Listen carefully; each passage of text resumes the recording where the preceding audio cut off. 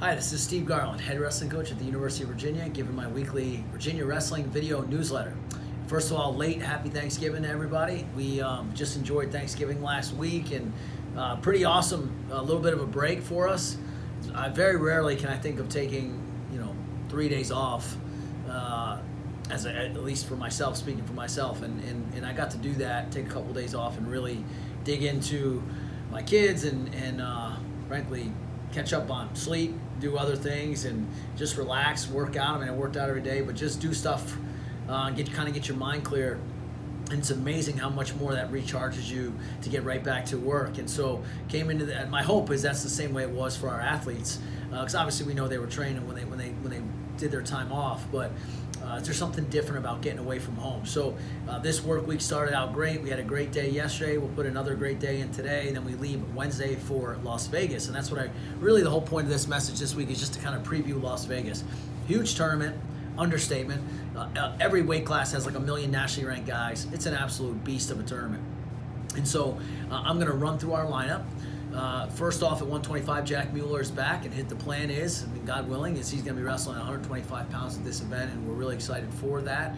So, tons of guys. I mean, hopefully he'll get the number one seed, and I guess it doesn't really matter one way or the other, but he'll have a ton of guys to beat. I mean, you can look at the Flow rankings, you can look at the national rankings, you can look at the preview for this tournament online. There's just guy after guy after guy, so it'll be a really good test and a really great tournament.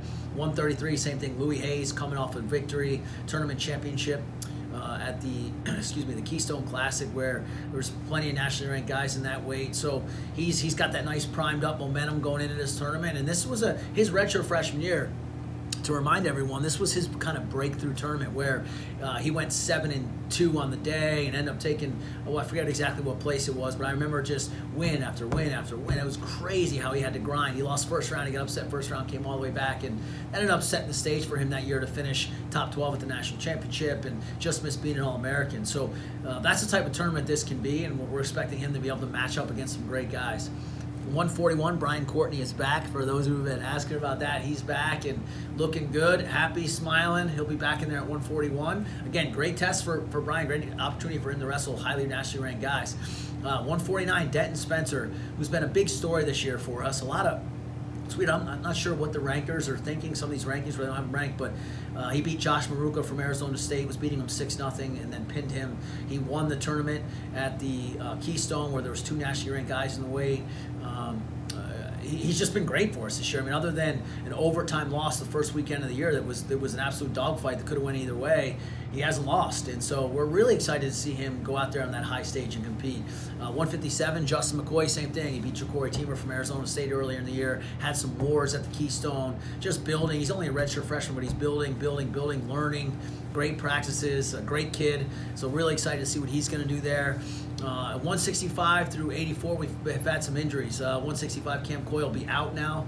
Obviously for his privacy, I can't get into why, but that was a kind of a late scratch there, and we're hoping to get him back soon, but right now he won't be able to wrestle at Vegas. 174, Vic Marcelli, who again is another sort of, I hate to say star redshirt freshman, but a guy, because I don't even know what that means, but a guy that we really think very highly of, that right now is still struggling with that injury he suffered at Keystone, and he'll be out, but hopefully get him back for Midlands. But he's a guy that we just feel like, again, we're very high on. So that's a disappointment they won't be there. But then 84, Tyler Love is out, and you guys heard about that after the Keystone. So that's tough. But filling in for, at 184 at least, will be Michael Batista, who took second at the Wolfpack Open. He took fifth at the Keystone Classic. He's been battling every week for us. So it's not like we don't have a great guy to put in there.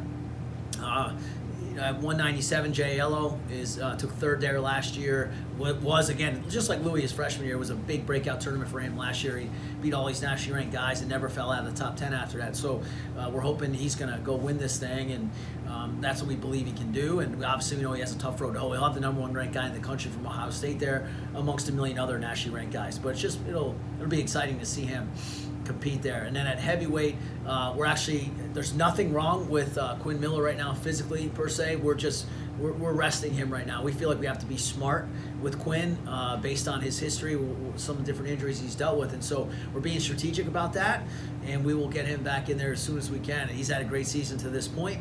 Again, had that great match with the number 2 ranked guy in the country from Arizona State and made it to the finals of the Keystone. He's been doing great for us, but we also have to be intelligent and have to be smart about managing him and kind of learn from past mistakes. I mean, I'm 42 years old. I'm finally starting, I think starting to learn a little bit about what I'm doing, because it's a tough business, and this business is constantly evolving. I was telling Trent stories about the old days when I started in 2000, how much different things are now.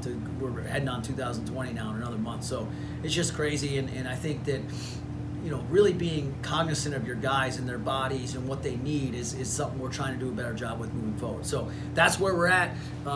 Please be watching on Flow. I mean, hopefully, please be praying for safe travel and easy travel, because it's a crazy trip out there to the other side of the moon in Las Vegas. And we'll hit you back when we get back and give you the update. Thanks so much for supporting us, and go Hoos.